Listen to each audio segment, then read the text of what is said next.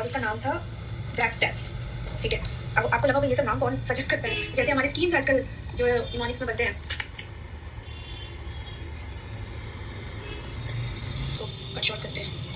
हाँ ठीक है, ब्रैक स्टैट्स BRASS ATAC केस। इसको जब राजीव गांधी जी पीएम थे, अभी हम उनकी फॉरेन पॉलिसी ये कर रहे हैं, तो ये कहाँ लॉन्च हुआ था? राजस्थान में लॉन्च हुआ था, इसलिए ये पिक्चर मैंने लगाया है, राजस्थान में लॉन्च हुआ था। और इसकी डेट थी नवंबर 1986 टू जनवरी 1987 तक। ओके, तो ये क्या था, यहाँ जो राजस्थान जो बॉर्डर है इंडिया पाकिस्तान का, वहाँ पे इंडिया ने क्या किया, 5 लाख ट्रुप्स यहाँ पे मिलिट्री एक्सरसाइज के लिए उतार दिया। पाकिस्तान की बॉर्डर यहाँ से लेकर यहाँ तक जा रही है, यहाँ पे हमने मिलिट्री एक्सरसाइज करनी शुरू कर दी थी।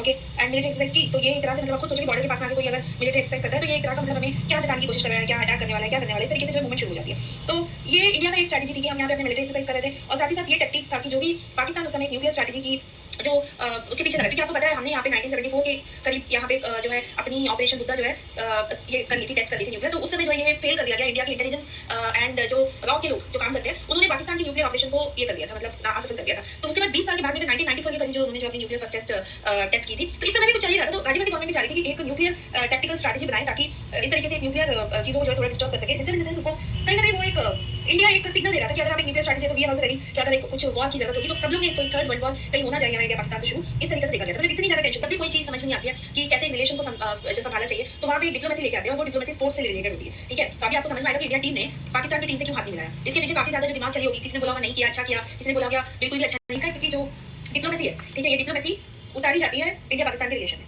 तो ये डिप्लोमेसी राजीव गांधी जी के टाइम पे भी हुआ, तो फाइनली क्रिकेट डिप्लोमेसी की गई, और राजीव गांधी ने इन्वाइट किया पाकिस्तान के प्रेसिडेंट जियाउल हक को, ठीक है, मैच देखने के लिए जयपुर में। तो यहाँ से ये थोड़ी सी एक सिग्नल गई कि हाँ भाई ऐसा कुछ नहीं है, इंडिया पाकिस्तान साथ में, मतलब इतनी ज्यादा फ्रेंड। तो this was the strategy used that. अभी मैं बताती हूँ कि अभी के टाइम पे आपको क्या इसके बारे में कहना है कि इंडिया ने जो हाथ नहीं मिला के ठीक किया या नहीं किया। देखो कभी भी ना, जब एक मिलिट्री ऑफिसर, मिलिट्री और हमारी जो डिफेंस जितनी तकलीफ उठाती है बॉर्डर में, हमारे मतलब सिक्योरिटी ऑफ इंडिया के लिए, लोगों के लिए, उनकी जान तक वो मतलब वहाँ पे नहीं देखते, कितनी ज्यादा उनको तकलीफ होती है। ठीक है, तो कभी भी ना पाकिस्तान एक्सेप्ट नहीं करता है ये चीज कि इंडिया के अंदर में जो मिलिटेंसी चल रही है, वो मिलिटेंसी पाकिस्तान की बनाई हुई है। पाकिस्तान हमेशा इंटरनेशनल अफेयर्स में ये दिखाता है कि ये मतलब इंटरनल मैटर है इंडिया का, और इंडिया के अंदर में इनकी जो है टेररिज्म चल रही है, इंडिया खुद ही इसको फैला रहा है। और ये क्योंकि पाकिस्तान ये जो पाकिस्तान ऑक्यूपाइड कश्मीर, ये तो छोड़ो, जम्मू कश्मीर के लोग खुद ही इंडिया के अगेंस्ट है इस तरीके से। तो ये इंडिया जाके इनसे हाथ मिला लेता, तो दुनिया को ये मैसेज जाता है कि ये इतना ज्यादा सीवियर नहीं था, जो लोगों की जान गई इतनी ज्यादा। ठीक है, बिल्कुल भी टूरिज्म इंडस्ट्री के लिए, टूरिज्म लेवल में अगर देखा जाए तो दिस वाज पाकिस्तान ऐसा बोलता है कि हम लोगों ने नहीं किया, वहाँ के टेररिस्ट आए और उन्होंने जो है वहाँ के इंडिया के टूरिस्ट को मारा, तो इसमें हमारी क्या गलती?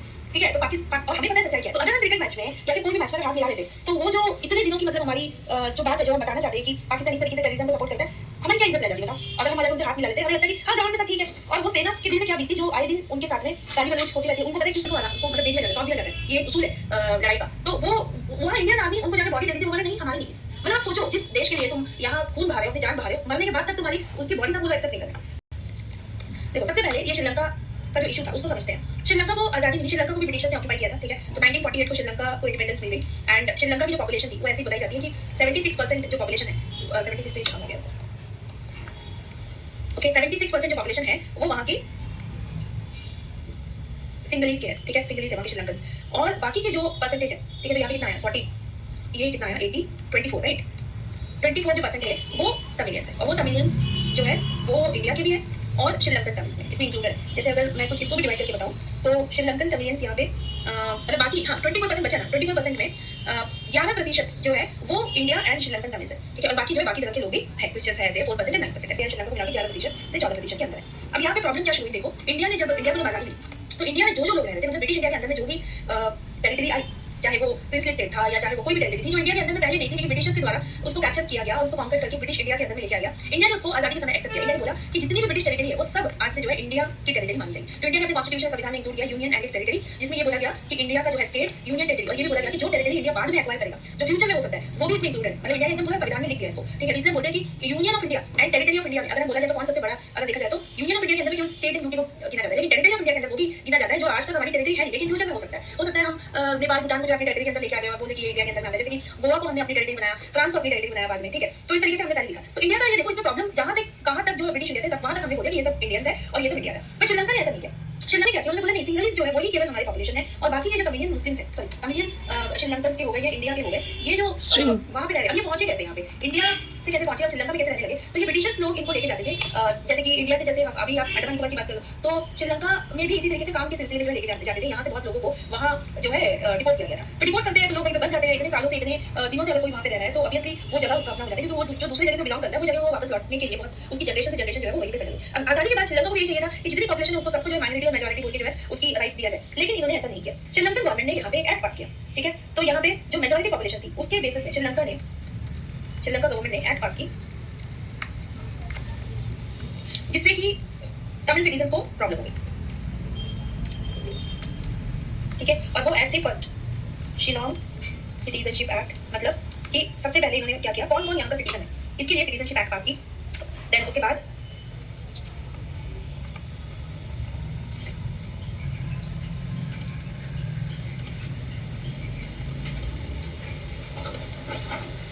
इंडियन तमिल, श्रीलंकन तमिल दोनों को मिलाकर यहाँ पे क्या हो गया, कम से कम एक 18 प्रतिशत हो गए। यहाँ पे श्रीलंकन माइनॉरिटीज और अदर्स 1% है। तो अब पहला एक्ट पास किया गया सिटीजनशिप एक्ट। दूसरे यहाँ पे इन्होंने सिंगलीज ऑफिशियल एक्ट पास कर दिया, ऑफिशियल एक्ट 1956। मतलब इसमें क्या था कि एक तो सिटीजनशिप दिया जाएगा सिंगलीज को, और जो ऑफिशियल लैंग्वेज है वो सिंगलीज ही मानी जाएगी और कोई नहीं। तो मैंने ना हमेशा एक कॉन्सेप्ट बताया आप लोगों को, रिलेटिव डेप्रिवेशन वाला। तो रिलेटिव डेप्रिवेशन जब मैंने इंडियन सोसाइटी में आपको पढ़ाया था, नहीं पढ़ाया तो आगे पढ़ाऊंगी। वो क्या होता है कि जब भी हमारे लैंग्वेज के ऊपर, मतलब जब भी आपको हमारे कल्चर के ऊपर, अपने किसी कल्चर के ऊपर डोमिनेशन दिखेगा, ठीक है, डोमिनेशन दिखेगा, और अगर वहाँ पे कोई भी ऐसे लाइवलीहुड जैसे कि स्कूल हो गया, आपकी लैंग्वेज हो गई, एडमिनिस्ट्रेशन हो गया, तो वहाँ पे भी अगर आपको डोमिनेशन दिखेगा तो वो फील करवाता है रिलेटिव डेप्रिवेशन का। तो रिलेटिव डेप्रिवेशन मतलब दूसरों के मुकाबले में मुझे अपने आप में छोटा लगना। जैसे कि अगर दूसरे की कल्चर और दूसरे की लैंग्वेज को यहाँ पे ऑफिशियल लैंग्वेज बनाया तो दूसरे लैंग्वेज के लोगों को कैसा लगेगा कि अभी सब लोग हमारे ऊपर डोमिनेट करने लगेंगे। यही इंडिया में भी होता है। इसलिए बोलते हैं कि इंडिया में जब रिजर्वेशन दिया है, फंडामेंटल राइट्स दिया है, हर एक लैंग्वेज को लेकर हमने यहाँ पे प्रोटेक्ट दिया कि ताकि यहाँ पे किसी को भी ऐसा ना लगे कि मेजॉरिटी यहाँ पे डोमिनेशन हो रही है। बट यही चीज श्रीलंका में हो रही थी उस समय। तो अब इसको ऐसी चीजें ना हो, इसलिए इंडिया गवर्नमेंट ने भी श्रीलंका गवर्नमेंट के साथ में बहुत पहले भी बहुत सारे एग्रीमेंट जो है वो साइन किए थे। जैसे कि आप इसको नोट करके रखो, मैंने शास्त्री जी के टाइम पे भी आपको ये बताया था, to resolve this issue even before Rajiv Gandhi.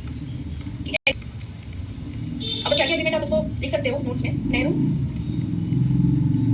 Hotel वाला, होटल थोड़ा स्पेलिंग देख लेना, उस समय का स्पेलिंग बुक में क्या था, अभी फिर चेंज भी, बहुत सारे बुक्स जो स्पेलिंग को चेंज भी कर देते हैं, ठीक है। फिर शास्त्री, यही वाला मैंने बोला था कि शास्त्री जी के टाइम पे भी साइन हुआ था, श्री मावो 1964 में, ये एक शास्त्री जी के टाइम पे साइन हुआ था।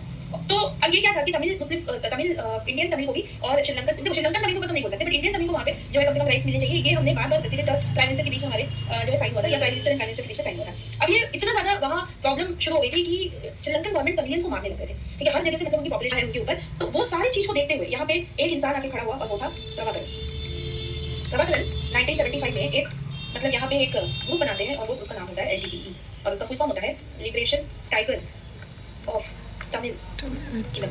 इसका मतलब ये है कि तमिल इलम मतलब तमिल स्टेट बनाएंगे और हम यहाँ से आजाद। मैं भी स्कूल में थी तो यही दिखाया जाता है कि ही इज अ पर्सन जो बहुत ज्यादा मतलब टेररिस्ट तो इंडिया में आया देना, इंडिया में उसको दिया जा रहा है ना, अपने श्रीलंका में उनको राइट्स मिले। वही इंसान के लिए लड़ रहा था जो इंडिया की तमिलियंस है, ठीक है, तमिलियंस है, और इस तरीके से वो काफी ज्यादा ना उसको इंडिया में आया देना, इंडिया में उसको दिया जा रहा है ना, अपने श्रीलंका में उनको राइट्स मिल रही है, उसके लिए खड़ा हुआ एक इंसान। लेकिन हम जब मैं भी स्कूल में थी तो यही दिखाया जाता है कि ही इज अ पर्सन जो बहुत ज्यादा मतलब टेररिस्ट ऐसे करके। लेकिन अगर सही मायने में अगर देखा जाए तो ये इंडियंस के लिए वहाँ पे अपनी एक पार्टी बनाई, क्योंकि वहाँ की गवर्नमेंट बहुत ज्यादा निर्दयी थी, बहुत ज्यादा मतलब लोगों को मार रही थी इस तरीके से, ये कोई बता भी नहीं सकता, जो आप भी देखी है जिसने उसी को पता होगा। तो गवर्नमेंट ने एक रेबेलियन ग्रुप बन गए थे। तो श्रीलंकन गवर्नमेंट ने क्या किया, इनको हटाने के लिए 1987 में श्रीलंकन गवर्नमेंट ने मिलिट्री की यूज की। अब 1987 का टाइम था जब यहाँ पे इंडिया के साथ में श्रीलंका ने पीस अकॉर्ड साइन किया। मुझे तो ऐसा लगा कि श्रीलंका गवर्नमेंट खेल गया इसमें, ठीक है, और राजीव गांधी जी अपनी चाल में उनके चाल में फंस गए। 1987 में इंडो की क्या जरूरत था, इंडिया के साथ में श्रीलंका का पीस अकॉर्ड साइन कर दिया। अब क्या कर तो दिया, चलो ठीक है, पीस अकॉर्ड साइन करने के लिए मतलब कि श्रीलंका को यहाँ पे पीस क्या करना चाहिए एक्चुअली में, कि राजीव गांधी जी को ये मालूम होना चाहिए था कि श्रीलंका के जो लोग हैं वो तमिल इंडियंस हैं जो वहाँ की गवर्नमेंट के खिलाफ लड़ रहे हैं, क्योंकि उनको वहाँ पे राइट नहीं है, ठीक है। अब उनको पीस अकॉर्ड साइन करने का ये मतलब कि श्रीलंका गवर्नमेंट उनके ऊपर अत्याचार करे ना कुछ करे, तो कम से कम उनको जो है सिटीजनशिप वो जो ऑफिशियल इवन इसको लेके 13th अमेंडमेंट भी पास हुआ था। ये 13th अमेंडमेंट में बात करूंगी इंटरनल सिक्योरिटी में, नहीं इंटरनल सिक्योरिटी नहीं, अभी जब इंडिया श्रीलंका रिलेशन आएगा यहाँ पे आईआर में, उसमें मैं और ज्यादा डीपली बताऊंगी कि 13th अमेंडमेंट पास करने के बाद में ये बोला गया कि हाँ वहाँ के तमिलियंस को जो है राइट्स दी जाएगी ऑफिशियल एक्ट के अंदर, सिटीजनशिप एक्ट के अंदर में, बट उसको अभी तक लागू नहीं किया। इवन एक साल पहले भी श्रीलंका के प्रेसिडेंट ने ये बोला कि अभी बहुत हाई टाइम है, अभी जो 13th अमेंडमेंट को लागू करना चाहिए, अभी भी चल रहा है, ठीक है। तो अभी Indo Sri Lanka peace accord sign करने का क्या मतलब है, इंडिया को कम से कम अपने लोगों के लिए स्टैंड लेना चाहिए था, है ना। वहाँ पे कुछ नहीं तो वो तमिल इंडियंस ही थे, तो आज इंडिया तो ये सब को लेकर इंडिया साइलेंट है, बट उसी तरह इंडिया ने इस चीज में भी साइलेंस रखा तो ठीक होता, लेकिन पीस अकॉर्ड साइन कर दिया। इसके तहत पीस अकॉर्ड साइन किया तो राजीव गांधी जी ने क्या किया, ऑपरेशन पवन लॉन्च कर दिया, ठीक है। अब ये है ऑपरेशन पवन। ऑपरेशन पवन क्या था, ऑपरेशन पवन में इंडिया ने क्या किया, अपने इंडिया की पीस कीपिंग फोर्सेस, जैसे यूएन की पीस कीपिंग फोर्सेस होती है, उसने इंडिया में पीस कीपिंग फोर्सेस खोल के इंडिया ने क्या किया, इसको भेजा कहाँ पे, श्रीलंका में, ठीक है। Indian peace keeping forces Sri Lanka में भेजा। फर्स्ट टाइम यहाँ पे ये दिखता है कि कोई ऐसा प्राइम मिनिस्टर आया जो इंडिया में, ठीक है, इंडिया की फॉरेन पॉलिसी में क्या डिप्लोमेसी और क्या नीति अपना रहा है यहाँ, उसको हम बोलते हैं इंटरवेंशनिस्ट। ये मैंने पहले भी हिंदी में लिख दिया है, इंटरवेंशनिस्ट पॉलिसी। बहुत हर्षदेव, ठीक है, इंटरवेंशनिस्ट। तो ये पहली बार इंडिया ने यहाँ पे ये फॉरेन पॉलिसी में देखा कि श्रीलंका के इंटरनल मैटर में इंडिया जाके अपना जो है पीस कीपिंग फोर्सेस भेज रहा है। ये पहली बार नहीं हुआ, वापस मालदीव में भी ऐसे किया राजीव गांधी जी के टाइम पे। सेकंड टाइम ऑपरेशन कैक्टस यहाँ पे लॉन्च हुआ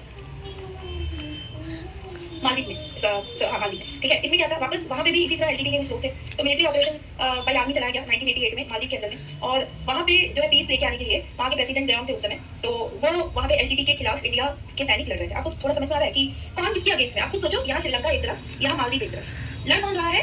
एक इंडियन सोल्जर और एक तमिल इंडियन के ऊपर गोली चला रही है, और ये लोग यहाँ पे तमाशा देख रहे हैं। तो एक वो लोग भी इंडिया के खून है, ये लोग भी इंडिया के खून है, दोनों आपस में लड़ रहे हैं। क्या जरूरत थी इस कीपिंग फोर्सेस को यहाँ पे मतलब लड़ा के भेजने के लिए? यहाँ पे इनको पीस कीपिंग देना चाहिए था। तो इसलिए जब आप सोचते हो ना, तो ये चीज सामने से देखो कि दोनों ही आमने सामने जो है इंडियंस थे, ठीक है। तो ये सेकंड टाइम जो है मालदीव में किया गया, और यही इंटरवेंशनिस्ट अप्रोच में आएगा। तो इसको देख के ना यूएस में प्रेसिडेंट उस समय बड़े खुश हो गए। डोनाल्ड जी थे उस डोनाल्ड बोल गया, ठीक है, यूएस के प्रेसिडेंट थे। उन्होंने क्या किया, पूरा रिकॉग्नाइज किया कि हाँ इंडिया जो है अभी लीडर की तरह रीजनल स्टेबिलिटी पे काम कर रहा है एक्सेट्रा। इसका नतीजा ये हुआ कि वापस राजीव गांधी जी को ये मैं वापस बाद में अच्छे से लूंगी, फॉरेन पॉलिसी के अंदर ना, इसलिए ज्यादा नहीं जा रही कैसे हुआ क्या हुआ इसको लेके इसमें बात करेंगे।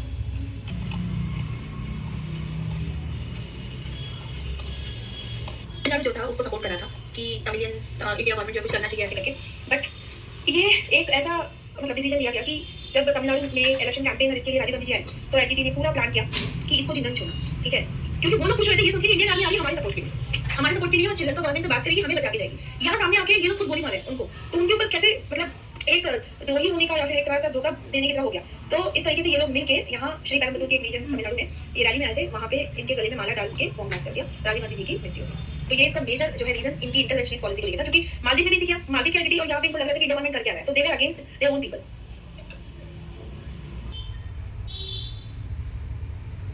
SAARC, South Asian Association of Regional Cooperation. So this has been formed in 1985. अब शुरू में इसको नेबरिंग कंट्रीज हमारे 7 कंट्रीज साथ में आए थे। तो ये पहले 7 कंट्रीज आए थे जो फॉर्म किए थे, एंड दिस वेयर इंडिया, फिर यहाँ पे जब पाकिस्तान हुआ था ढाका में, एंड 1986 में सेकंड समिट हुआ। तो हर जगह जब पाकिस्तान आ जाता है, तो अगर पाकिस्तान में समिट होगा तो इंडिया नहीं जाएगा, इंडिया में होगा पाकिस्तान नहीं आएगा, तो बाकी लोग बोलेंगे हम लोग बेवकूफ है, यहाँ पे जो एक एसोसिएशन बना के रखते हैं यहाँ पे चुआ बिल्ली का खेल खेलते रहते हो। तो इसीलिए कोई भी यहाँ पे जो ज़्यादा इंटरेस्टेड नहीं होता। फिर ये चीज़ एकदम से कहीं ना कहीं जब देखो ग्राउंड डिप्लोमेसी की वजह से इस तरीके से रीजनल फोरम का कोई मतलब है। तो यहाँ 1987 में यस, तो ये बायलैटरल रिलेशंस के लिए बनाया गया। जो फॉरेन पॉलिसी गवर्नमेंट की वो एक केस में फंसी थी, और वो था बोफर केस। तो आज भी स्कैंडल की तरह पार्लियामेंट में जो इसके ऊपर बात होती है कि ये क्या था, एक स्वीडिश गन की एक कंपनी थी, ठीक है। तो उन्होंने क्या किया, इंडिया गवर्नमेंट जो उनको टेंडर दे रहा था कुछ डिफेंस से रिलेटेड मतलब जो उनसे खरीदने के लिए, तो उसमें ऐसा बोला गया कि ये कंपनी ना बहुत ज्यादा घूस खिलवाए थे, और इवन राजीव गांधी गवर्नमेंट को भी घूस खिलवाए थे, और जो स्वीडन था उसकी गवर्नमेंट को भी दिलवाया था ताकि उनके हाथ से ये डील ना जाए। तो इसके ऊपर पूरी बाल की खाल निकालने के लिए बाद में मतलब लोग जुड़ गए थे। तो ये बहुत बड़ा उनके ऊपर एलिगेशन लगा, बोलते कि हाँ ये है। तो आज भी जब राहुल गांधी जी बैठते हैं पार्लियामेंट में, तो उनको इस बात को लेकर हमेशा बोलते हैं कि ऊपर केस को लेकर याद रहना इस तरीके से, ठीक है। तो फिर उसके बाद में तमिलियन रिबेलियन के द्वारा उनकी मर्डर कर दी गई, तो यहाँ राजीव गांधी जी की जो फॉरेन पॉलिसी है वो खत्म होती है। तो अब एक्सीडेंटली जब राजीव गांधी जी की यहाँ पे मौत हुई, पीएम नरसिम्हा राव, ठीक है, पीएम नरसिम्हा राव जी, इन्होंने मतलब यहाँ पे एक तो वो एक एक्सीडेंटल पीएम है। एक्सीडेंटल मतलब कि राजीव गांधी जी अच्छे खासे मतलब कार्यकाल में देख रहे थे, तो एक्सीडेंटली उनके देहांत के बाद उनको पीएम बनाया गया। और इनसे जो है एक चीज़ है कि ये फर्स्ट कांग्रेस पीएम थे जो कि पार्टी से नहीं थे, मतलब एक तो बोलते हैं ना कि वो not a part of dynasty, Nehru, Indira Gandhi, फिर राजीव गांधी, और जिन्होंने इवन 5 साल कंप्लीट भी किया। किसी ने नहीं सोचा था कि ये 5 साल कंप्लीट कर पाएंगे, उनको लगा, सबको लगा पता नहीं ये थोड़ा चुप रहता है, कम बोलता है, इसकी फॉरेन पॉलिसी कैसे होगी, ये कैसे देश चलाएगा। तो उस समय देश में क्या हो रहा था, विदेश में क्या हो रहा था, तो पहले देखते विदेश में क्या हो रहा था। तो विदेश में एक डिसइंटीग्रेशन हुई थी सोवियत की, ठीक है, 1990 का टाइम था, डिसइंटीग्रेशन ऑफ यूएसएसआर। अब ये क्या है, अब ये देखो कम्युनिस्ट आइडियोलॉजी रशिया, ठीक है, and dates when independence were declare. तो कौन कौन से टाइम पे यहाँ से इतने सारे कंट्रीज जो है इंडिपेंडेंस मांगने लगे। तो 31 ईयर्स अगो 1991 में सोवियत यूनियन यहाँ पे डिसइंटीग्रेट हो गया, और बट चेन ऑफ इवेंट जैसे कि होने लगे इस सारे देश, अभी देखो Azerbaijan, Uzbekistan, Armenia, Turkmenistan, Kazakhstan, ये सब अलग अलग जो है हो गया। तो एक तरफ तो यूएसएसआर लड़ रहा था किससे, यूएसए। तो अब सामने जब यूएसएसआर यहाँ पे टूट रहा था, तो कौन यहाँ पे सुपर पावर बनकर दिखेगा, यूएस दिखेगा। तो यूएस कहीं ना कहीं सुपर पावर की तरह सामने आ रहा था 1990 का वो टाइम। तो 7 डेज अभी मतलब यहाँ पे हमारा ऐसा हालत था कि हमारे पास 7 दिन का ही यहाँ जो है फॉरेन रिजर्व बचा था, ओके, फॉरेन रिजर्व बचा हुआ था, 7 दिन बस हम चला सकते थे एकदम। एंड यहाँ उस समय पीएम कौन थे, नरसिम्हा राव जी। तो पीएम ने बोला कि मनमोहन सिंह जी थे जो फाइनेंस मिनिस्टर थे उस समय, उनसे बोला गया कि आप मतलब क्या सलाह दोगे। तो उन्होंने बस यही बोला कि अब आईएमएफ के पास जाते थे, तो आईएमएफ क्या देता है, लोन देता है। इंटरनेशनल मॉनेटरी फंड लोन देता है। वो लोन किसके लिए देता है? इकोनॉमी में कोई प्रॉब्लम आ जाए एक्सपोर्ट इंपोर्ट में, आयात निर्यात में, तो वहाँ पे वो लोन देता है। बट इसने भी लोन देना मना कर दिया। और उसके साथ साथ IMF की आप देखोगे तो फंक्शन है, ये सजेशंस भी देता है। मतलब अगर किसी की कंट्री की इकोनॉमी ठीक नहीं है तो ये सजेशन देता है कि इकोनॉमी को सलाह दिया इंडिया को, देखो तुमने ना अपनी जो इकोनॉमी बहुत क्लोज रखी हुई है। क्लोज मतलब तुमने अपनी जगह पे कोई बड़े कंपनीज को, बाकी देश की कंपनीज को अलाउ नहीं किया, तुम्हारी इकोनॉमी को तुमने किसी को छूने तक नहीं दिया, तुम्हारी अपनी जो गवर्नमेंट की सब कुछ यहाँ पे अपनी चल रही है। तो देख लिया था USSR का क्या हुआ। तो कैपिटलिज्म जो है वो US प्रेशर दे रहा था इंटरनेशनल प्लेटफॉर्म में कि इंडिया जो कि एक second largest population in world था उस समय, कि इनकी इकोनॉमी को खुलवाओ, क्योंकि बड़ी बड़ी कंपनी को जैसे पहले ना भी नाम मिला है। अब वो सेम गाना जिमी जिमी वाला जो गाना है वो देखो तो इंग्लिश गाना है, ठीक है। अब वो पहले इंडिया में बना या वहाँ पे बना नहीं पता। कितने सारे गाने हैं जो इंग्लिश में है और हिंदी में हमने उसको रीमेक किया। रीमेक भी नहीं, हमने बकरी जी को एकदम सिंपल उठा लिया है। अब जिमी जिमी आजा वो वाला गाना देखो तो शेरी शेरी चेरी चेरी क्या गाना है वो चलता है, ठीक है। तो ये क्या था कि ग्लोबलाइजेशन इफेक्ट जो आपको देखने को मिला। आज का जो इंडिया दिख रहा है, जो जिसमें हमारे खुद के कल्चर, हमारे खुद के फूड, हमारे खुद के कपड़े हमारे नहीं रहे, हम क्या पहन रहे हैं क्या खा रहे हैं कुछ नहीं पता, पिज्जा बर्गर क्या क्या आ गया, मॉल वगैरह सब आ गए, IT सेक्टर आ गया। तो ये कैसे जाके इंडिया को संभाल पाएगा पता नहीं। इसलिए नसीम अलाउद्दीन ने उस समय लुक ईस्ट पॉलिसी बनाया। लुक ईस्ट मतलब कि हमारे इंडिया में अगर हम यहाँ पे इंडिया से ईस्टर्न साइड देखें तो इससे पहले ये सारी कंट्रीज को इंपॉर्टेंस नहीं दी गई थी। यहाँ पे सबसे पहले आता है म्यांमार। तो म्यांमार, कंबोडिया, लाओस, वियतनाम, ठीक है। उसके बाद फिर यहाँ से कनेक्ट होता हुआ जितनी भी आसियान ग्रुप्स ऑफ कंट्रीज आएंगे, फिलीपींस, इंडोनेशिया तक भी, अगर सिंगापुर एक्सेट्रा। तो ये लुक ईस्ट पॉलिसी के अंदर हमने एक पॉलिसी अपनाया कि चलो इंडिया को मतलब थोड़ा सा इकोनॉमिक बैलेंस करके। तो इसके लिए इंडिया ने क्या किया, आसियान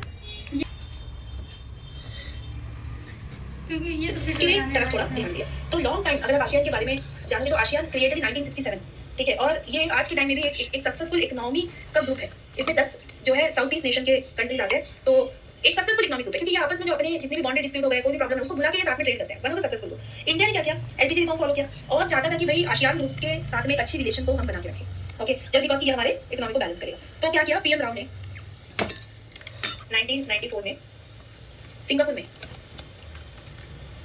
इसके बारे में एक चर्चा छोड़ दी, मतलब चर्चा की, एक तरह से मतलब लॉन्च किया कि हम इंडिया जो है आसियान की तरफ देख रहे हैं। अब थोड़ा आसियान को भी देखते हैं और उसके डायलॉग्स कब कब शुरू हुए क्या है देखते हैं। एशिया समिट तक इंडिया यहाँ पे जाता है, ठीक है। अब इसके बाद गवर्नमेंट यहाँ से चेंज हो जाओ, गवर्नमेंट चेंज बताओ, 1996 से 97 एक साल के लिए, और यहाँ पे आएगा देवी गौड़ा जी, नेक्स्ट PM ऑफ इंडिया, ठीक है। इसको नेक्स्ट क्लास में यहाँ से स्टार्ट करेंगे। फिर ये ज़्यादा मतलब एक ही साल तक रहेंगे। फिर उसके बाद जो आएंगे वो है IK गुजराल जी। तो वहाँ से नेक्स्ट क्लास में मुझे लगता है कि हमारी फॉरेन पॉलिसी कंप्लीट हो जानी चाहिए, क्योंकि जो नेक्स्ट 15 साल से एक ही गवर्नमेंट चल रहा है, तो वो उसके ऊपर ज़्यादा जो फॉरेन पॉलिसी चेंज नहीं, फिर नेक्स्ट क्लास में फॉरेन पॉलिसी को कंप्लीट करना। तो आई होप आप लोग एंजॉय कर रहे होंगे क्लास को।